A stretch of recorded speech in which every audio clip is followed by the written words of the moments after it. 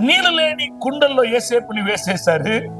వేసేసి వాళ్ళందరూ భోజనానికి కూర్చున్నారు. వీళ్ళందరూ కూర్చొని భోజనం చేస్తున్నారు. రూబేను కొంచెం దూరంగా వెళ్ళి భోజనం చేశాడో తెలియలా.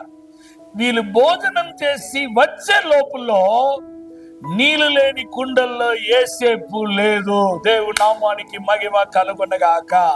ఆమేన్ చెప్పండి. అయ్యా, కొంచెం సేపటికి ముందు నేను భోజనానికి వెళ్ళినప్పుడు యోసేపు ఇక్కడే ఉన్నాడయ్యా.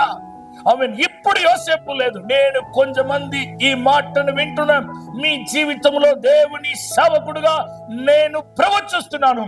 నీకు సహాయం చేయాలని నీవు సహాయం అడిగిన వారు నీకు సహాయం చేయడానికి నీ దగ్గరికి రాకు మునుపే దేవుని సహాయాన్ని అందుకొని నీ సమస్య నుంచి బయటపడబోతున్నావు. దేవుని నామానికి మహిమ కలుగును గాక. రూబేను వచ్చి యోసేపును వెతుకుతున్నాడు. యోసేపు అక్కడ లేడు.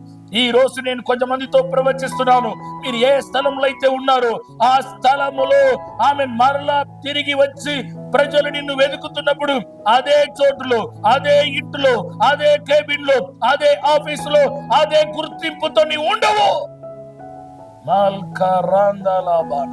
యోసేపును హెచ్చించిన దేవుడు నీ పరిస్థితులను మార్చివేయబోతున్నాడు. ఆమె